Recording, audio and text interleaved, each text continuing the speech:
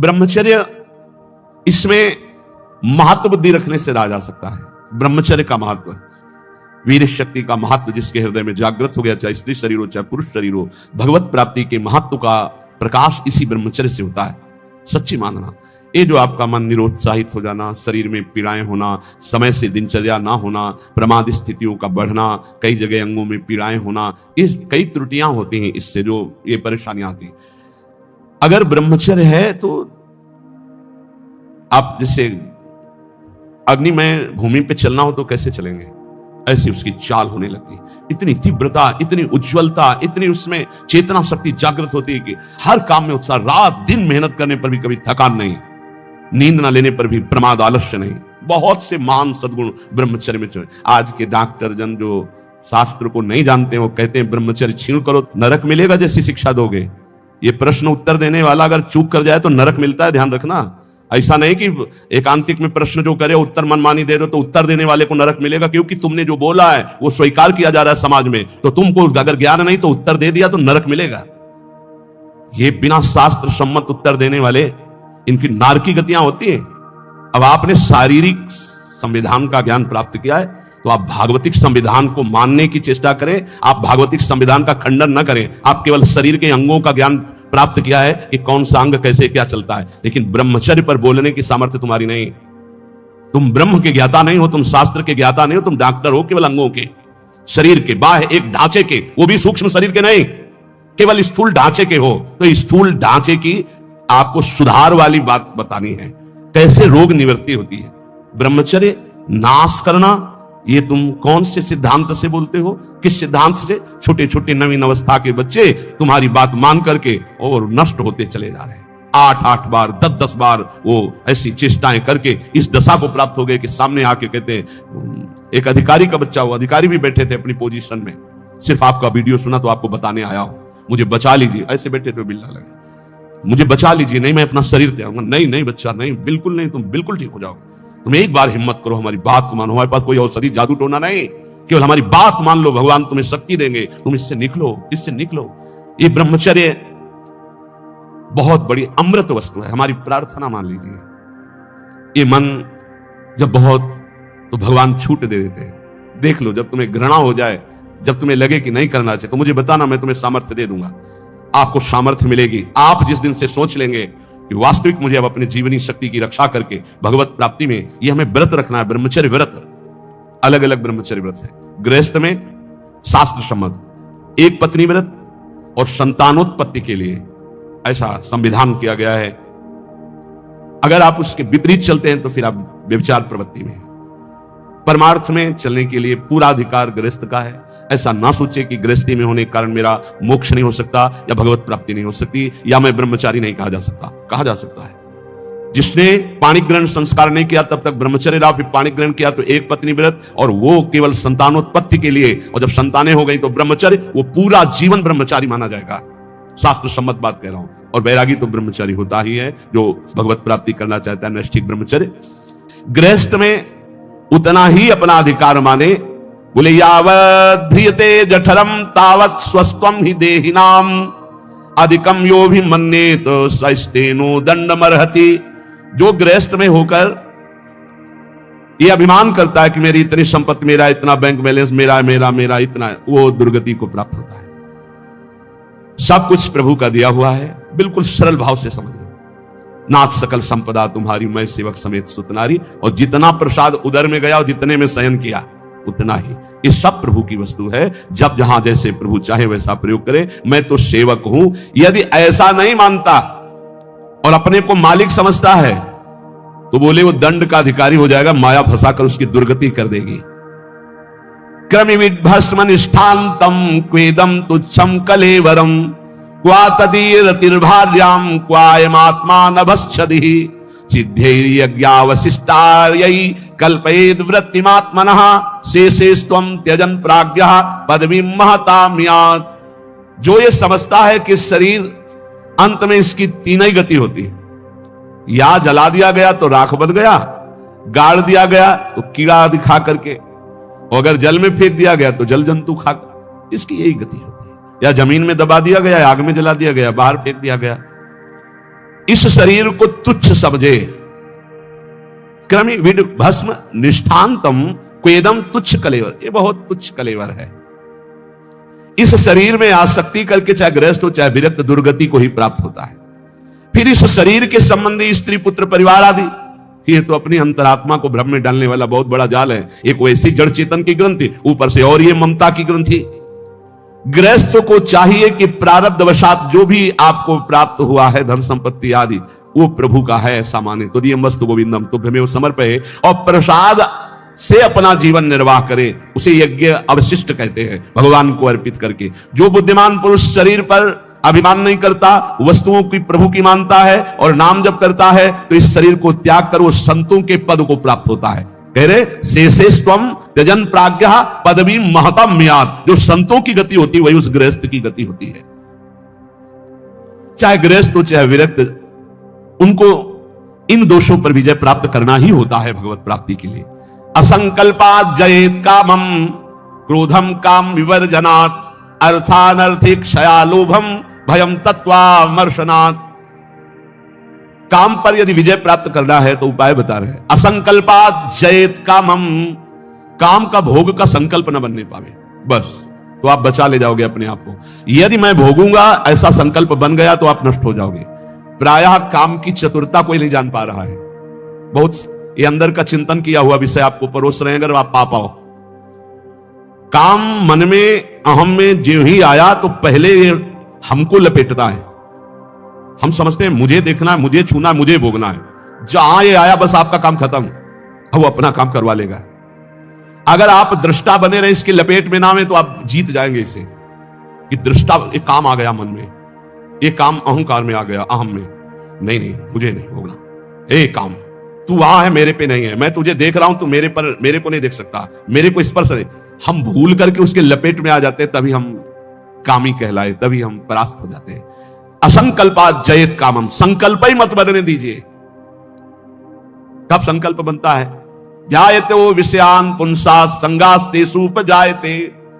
जब हम विषयों का चिंतन करते हैं, देखा सुना बोला बातचीत की, उसका चिंतन बना, तो ध्यायतो विषयान पुंसा संगास्तेषु उपजायते। अब उस भोग करने की संकल्प वृत्ति जागृत हो रही है। कब? जब उसका चिंतन किया, उसको देखा, उसका सुना, उसका मन। इतना समय क्यों दिया? ये गलती क्यों की? असंकल्पात् जयेत कामम, तुमने समय दिया, संकल्प बना दिया, अब तो तुम्हें भ्रष्ट होना ही पड़ेगा। अब तुम्हारे पास रह नहीं गया कुछ बचाने के लिए, ले जाएगा, नष्ट कर देगा, तुम तन्मय हो गए। काम से बचने का उपाय बता रहे हैं, ध्यान ना होने पावे, संकल्प ना बनने पावे। ध्यायतो विषयान पुंसात् संगास्तेषु उपजायते, संगात् संजायते कामा, कामात् क्रोधो विजायते। क्रम है, क्रोधात् भवति सम्मोहा, सम्मोहा स्मृति विभ्रमः, स्मृति भ्रंशात् बुद्धिनाशो। बुद्धि, ये श्लोक पढ़ने में देर लगा है, उसको ये सब करने में देर नहीं लगती। असंकल्प के द्वारा, मतलब संकल्प त्याग के द्वारा, भोग का संकल्प ही ना होने पावे तो आप काम विजयी हो सकते हैं। इसीलिए कहते हैं राधा राधा राधा राधा। जब आपके अंदर वो चक्रव्यूह रचना रच रहा हो काम के चिंतन की, उसी समय तोड़ो राधा राधा राधा राधा। वो कहेगा चुप रहो, नाम मत जप करो, मेरी बात सुनो। आप सुनना नहीं, मैं देख रहा हूं कि तू काम है, मेरे में नहीं है, तू मन में है, अंतःकरण पे है, अब मैं तेरे को देख लूंगा, खत्म हो जाएगा। बहुत डरपोक है सब। यदि नाम चल रहा है और आप अपने को दृष्टा माने, आप में कभी काम था ही नहीं, आप में कभी काम है ही नहीं, आपको कभी काम परास्त नहीं कर सकता, क्योंकि आप भगवान के अंश हैं। ये मायावी आप पर प्रहार नहीं, आप अपने स्थान से चूक गए और आपने जो ही ये स्वीकार किया शरीर भाव से कि मैं पुरुष, मैं भोक्ता, अब मारेंगे आपको। यही गलती हमें फंसा रही। क्रोधो काम विवर्जनात्। क्रोध कब आता है? जब हमारी इच्छा के विरुद्ध कोई कार्य करता है, तब क्रोध आता है। हम चाहते हैं कि आप शांत बैठिए, आप अशांत होकर के बोलने लगेंगे, हमें गुस्सा आ जाएगा। हम चाहते हैं धर्म से चलिए, आप अधर्म से चलेंगे, क्रोध आ जाएगा। हम जो चाहते हैं उसके विपरीत जब होता है तब क्रोध होता है। तो ये जो हम चाहते हैं, भले हम धर्म चाहते हैं, शांति चाहते हैं, मंगल चाहते हैं, तो ऐसी चाहत संभाल के कि बाहर अशांति अंदर अशांति प्रवेश न कर पावे। अगर बाहर कोई अशांत हो रहा है तो जोई जोई प्यारो करे, सोई मोई भावे। शांत, आप तो शांत रहिए, अशांति आपके अंदर न जाने पाए, क्योंकि आप शांति प्रिय हैं। हम क्या करते हैं? बाहर शांति स्थापन के लिए अंदर शांति खो देते हैं। बाहर हमारी इच्छा के विपरीत हुआ कि अंदर हम अशांत हो जाते हैं, गड़बड़ी। बाहर अशांति होने दो, अंदर शांति बनी रहनी चाहिए। हमारे इच्छा के विरुद्ध जब कोई कार्य करता है तो क्रोध आता है। कामना के विरुद्ध जब कोई कार्य होता है तब क्रोध आता है। क्रोध सबसे पहला काम करता है, वो मूढ़ता पैदा कर देता है। क्या कहना चाहिए, क्या करना चाहिए, सब खत्म हो जाता है। और मूढ़ता काम करती है स्मृति का नाश करने का। मूढ़ता ही फौरन स्मृति का नाश किया। आप कौन है, आपका क्या कर्तव्य, आप क्या कर रहे हैं, भूल गए। और स्मृति नष्ट होते ही बुद्धि भ्रष्ट हो जाती है। और ये सब कहने में देर लगा या सेकंड में हो जाता है। इसीलिए क्रोध को जीतने के लिए इच्छा का त्याग करो। संतुष्टायन के नवा, कैसी भी परिस्थिति हो क्रोध नहीं आना चाहिए। फिर कह रहे हैं लोभम अर्थानर्थिक क्षया, ये रुपया ये अनर्थ ही करता है, अनर्थ ही करता है। यदि भगवान का भजन नहीं हो रहा तो रुपया अनर्थ पैदा कर देता है। यदि शब्द इसलिए लगाया कि अगर भगवान का भजन हो रहा है तो सुधन धन्य कहा गया प्रथम गति जात की। संत सेवा में, भगवत आराधना में, प्रभु के उत्सवों में, अन्य जीवों की सेवा में वो धन जाता है। बोले अब देखो ये सत्संग बना हुआ है, सत्संग हॉल, कितने लोग सुखपूर्वक भगवत चर्चा, अब इसमें किसी न किसी का तो अर्थ लगा है, तो धन्य है। जब तक सत्संग होता रहेगा, नाम कीर्तन होता रहेगा, ये बना है, उसका सुकृत हो रहा है। देने वाला तो गया, लेकिन उसका अर्थ और उसका ब्याज और उसकी महिमा उसको परम सुख प्रदान करती रहेगी, क्योंकि ये भी धन है। और भी जगह ऐसे लगे हुए हैं। बोले ये धन अगर भगवत चिंतन नहीं, भगवत आश्रय नहीं, तो अनर्था, ये अनर्थ पैदा कर देता है। एक मार्ग में जा रहे थे तो स्वर्ण और जवाहरात आदि की असरफियों से भरी हुई एक थैली पड़ी थी, किसी की गिर गई। तो संत जा रहे थे, उनके शिष्य उठाने, बोले चुप, छूना मत, मृत्यु है, मार देगी, डाइन है, खा जाएगी ये संपत्ति। गुरु जी आप उल्टा सीधा बोलने लगते हो, कितनी बढ़िया है रतन जवाहरात हीरा की थैली, आप कह रहे हो डाइन है, खा जाएगी, छूना मत, मार देगी। अरे बड़े मजे हो जाएंगे, खूब साधु सेवा करेंगे, कीर्तन करेंगे, भंडारा, तुम्हें विश्वास नहीं हो रहा ये खा जाती है। अच्छा रुको, चलो वहां झुरमुट में बैठते हैं और देखो ये डाइन कैसे खाती, किस किस को खाती। वो बैठे ही थे कि 4 राज सैनिक घोड़ों पर उस समय चलते थे। घोड़े से चारों रुक गए, बोले यार किसी की गिर गई, आसपास तो कोई दिखता नहीं, जब गिरी हुई चीज है तो हमारे ही अधिकार में आ गई, हम चारों लोग बांट लेते हैं। बोले हाँ बांट लेते हैं, चलो एक पेड़ के नीचे बैठते हैं। बैठे, भूख बहुत लगी है, अब इतनी संपत्ति मिली तो बढ़िया ठंडा जल लाओ और भोजन लाओ, चारों लोग पाया जाए, फिर इसे 4 हिस्सों में बांट के फिर हमारी तो ड्यूटी चल रही। 2 गए लेने बाजार से भोजन सामग्री, उसी अर्थ से। उन गए, बहुत कीमती कीमती रत्न है। बोले इरादा क्या है? बोले हम दोनों यहीं पा लेते हैं। कह देंगे कि हम तो पाले थे और जहर मिला देते हैं, उनको ले जाते हैं, विश्वास से पालेंगे, दोनों मर जाएंगे, 2 हिस्से में बांट लेंगे, 4 हिस्सा क्यों लगेगा? बढ़िया बात है। दोनों ने पाया, उनके वाले में अलग से जहर मिलाकर उनको, और इधर इन दोनों ने आए, वो 2 गए हैं, लौट के आए, धीरे से सीधे शूट कर देते हैं। जब राज दरबार में पूछा जाएगा तो कह देंगे कि दुश्मनों ने शूट कर दिया और 2 हिस्से में बांट लेते हैं। बोले बहुत बढ़िया, ऐसा ही करते हैं। बोले देखते ही दूर से ही गोली मार देना, नजदीक ना आने पाए, क्योंकि जब ये साबित करना है कि दुश्मनों ने मारा तो दूर से ही मार देना। इधर दोनों ने प्लान बनाया उनको गोली से शूट कर देगा, उधर प्लान बनाया उनको जहर से मार देगा। अब वो जो ही नजदीक, दोनों ने शूट। इसके बाद नजदीक गए, उनका यार खान पान की सामग्री तो है ही, अच्छे से खाया पिया जाए, 2 हिस्से किए जाए। दोनों ने बैठकर पेड़ के नीचे खाया और ये ही जल पिया तो तीक्ष्ण जहर मिला था, दोनों मर गए, चारों मर गए। गुरुजी निकले, बोले देखा डाइन खा गई, जीव कहते हो संपत्ति पड़ी, खा गई, 4 को मार डाले, भाग यहां से, इसको मत छूना, इतनों को मार देगी। अर्थ अनर्थे क्षया, भगवान से विमुख होकर जो अर्थ कमाया जाता है वो अनर्थ पैदा कर देता है। इसलिए लोभ पर विजय प्राप्त करो, लोभ करो प्रभु के नाम का, प्रभु के चिंतन का। और भयम तत्वावमर्शनात्, भय मत करो, डरो मत, सब में वही प्रभु विराजमान है। तत्व सब जगह वही, तत्व श्री कृष्ण, सच्ची मानिए सब में वही है, डरने की कोई जरूरत नहीं। शरीर एक बार छूटेगा, इसका नाम मृत्यु लोक है, सबको मरना पड़ेगा एक बार, तैयारी कर लो मरने की। मरना शब्द बहुत ही कड़वा लगता है। एकांत में सोचो कि मुझे मरना है तो कैसा लगेगा। एक बार तो हाई बीपी तो हो ही जाएगा, नहीं हो जाए या लो हो जाएगा, 2 में 1 हो जाता है। बहुत सीरियस हो गए तो फिर मरना है, सबको लगता है ना डर। ईमानदारी से देखो, डर लगता है, डर लगता है। क्यों? क्योंकि शरीर प्यार हो गया, हमारे प्यार का विषय शरीर हो गया है, हमारे प्यार का विषय शरीर संबंध भोग हो गए। सच्ची मानिए डर का विषय यही है। जैसे बहुत अच्छा कपड़ा नया रेशम का भी दिया जाए, कहा जाए ये उतार दो, तो उतारने में आपको देर लगेगी, 1 सेकंड में फेंक दोगे, क्योंकि उससे कई गुना महंगा और पवित्र वस्त्र लाओ भाई हमसे। ऐसे ही आपको जब भगवत देह प्राप्त हो जाए, भाव देह, तो इस शरीर का त्याग ऐसे हो जाता है जैसे पुराने कपड़े का त्याग। अब इसी शरीर से आपको प्यार भगवत भाव तो आया नहीं, तो आपको भय लगेगा। भय मत करो, ये शरीर छूटेगा। इसीलिए हम रोज आपको एक बार याद जरूर दिलाते हैं सत्संग में कि मरोगे।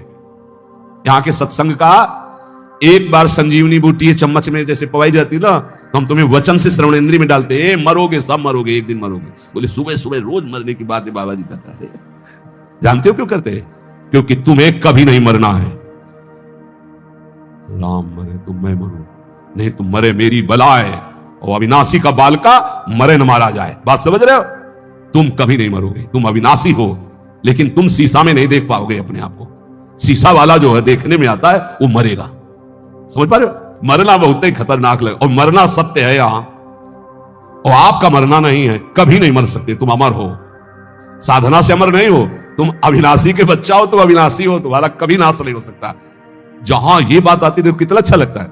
नहीं नहीं, ये बहुत बढ़िया है कि एक लिमिट समय दिया है, 60 वर्ष, 70 वर्ष, 80 वर्ष, 100 वर्ष, इसके बाद आपका पुराना शरीर हटेगा, नया शरीर प्राप्त होगा। और अगर बीच में सौदा पक्का कर लो, माल इकट्ठा कर लो, तो भाव देह की प्राप्ति हो जाएगी, भगवत देह की प्राप्ति हो जाएगी, जहां कभी ना बुढ़ापा है, ना रोग है, ना मृत्यु है, ना सुख है। खूब नाम रूपी धन कमा करके श्री जी के सहचरी भाव या ये जो जितने भगवत भाव, कोई एक भाव का देह प्राप्त कर लो, झंझट खत्म हो जाए मरने जीने से। देखो जैसे इस संसार में 4 लोगों से मित्रता करके और सब आनंद में जीवन व्यतीत करते हो, कैसा लगता है?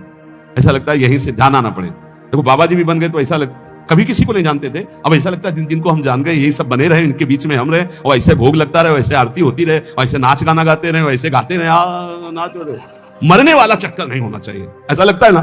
और अगर यही हम प्रगट में श्री जी के समीप हमारे प्रिया प्रीतम विराजमान है, और हम भाव देह में हैं, और वहां मरना नहीं है, वहां 56 भोग लगना है लेकिन शुगर नहीं होना है, खूब पकवान पाना है लेकिन लीवर नहीं खराब होना है, खूब अच्छे अच्छे पदार्थ पाने हैं लेकिन ब्लड प्रेशर हाई लो नहीं होना है। कल एक भक्त बड़े भोले थे, उन्होंने कहा पकवान का भोग तो हम इसलिए श्री जी के नहीं लगाते कि मुहासे हो जाएंगे श्री जी, और लाल जी को फिर अच्छा नहीं लगेगा, इसलिए हम आंवला जरूर भोग लगाते श्री, हमें अच्छा लगा। चलो उनको मालूम नहीं है, पर भाव तो अच्छा है ना। सच्चिदानंद विग्रह है सांद्रानंद प्रेम मूर्ति के, पर बहुत अच्छा लगा उसका भाव कि वो अपने भाव में तो डूब रहे हैं कि श्री जी को अगर मुहासे हो गए तो लाल जी को पसंद नहीं आएगा, ऐसा। हाँ, ये सब पार्थिव शरीर में होते, चिदानंद में नहीं होते। आज तक निकुंज में कहीं शौचालय का वर्णन नहीं है, ले आया। क्यों? पदार्थ चिदानंद और देह चिदानंद, पाना ऐसे ही जैसे आप प्रगट में पा रहे हो वैसे पाना है। ओ शब्द बाहरी विकारात्मक शरीर नहीं। एक बार हिम्मत करो, यहां का राग जो है जैसे आपको लग रहा है ना, इसी के कारण आपको मरने से डर लग रहा है, ऐसे ही महान इससे अनंत गुना प्रेम प्रियालाल से हो जाएगा, धाम से हो जाएगा। कैसी कैसी कुंज निकुंजे, और सखियां बहुत प्यार करने वाली है, ललिताजू, विशाखाजू, चंपक लताजू, चित्राजू, तुंग विद्या, इंद्रलेखा, ये सब अनंत माताओं जैसा प्यार लिए आपका स्वागत करेंगी, आपको दुलार करेंगी। इनके बीच में रहना, प्रिया प्रीतम के साथ रहना, बड़ा आनंदमय जीवन। ये भक्ति रस का चरम अवस्था का महामाधुर्य रस, बिल्कुल सच्ची कहते हैं। देखो अपने लोग तो कितने में आनंदित हो जाते हैं सांसारिक नाटक में। अपने तो 4 लोग जो हमसे प्यार नहीं करते, उनसे हम प्यार करके जीना चाहते हैं, उनके बीच में रहना चाहते हैं। भले लड़का रोज पिटाई करे लेकिन है तो मेरा लड़का, भले संसार के हमारे रिश्ते कड़ुए हो गए लेकिन है तो हमारे रिश्तेदार, हम उनके बीच में रहना चाहते हैं। सोचो ऐसे कपट भरे संसार से हम प्यार कर सकते हैं, तो निर्मल प्रिया प्रीतम और उनकी सहचरीगण, जहां प्यार ही प्यार विशुद्ध है, वहां हमें कितना सुख मिलेगा। जहां ना मरने का भय है, ना बिछुड़ने का भय है, ना प्रलय का भय है, जहां ना सूर्य है, ना चंद्र है, ना अग्नि है, एक चिदानंद तेज, एक महान ब्रह्मानंद, परमानंद, प्रेमानंद, भगवदानंद, अखंडानंद, विज्ञानानंद घन, जिन इन नामों से जिसको पुकारा जाता है वो बरस रहा है। परसत पुलिन सुलिन गिरा, करसत चित सुर घोर, हरसत हित नित नवल रस बरसत जुगल किशोर। वही चलना है।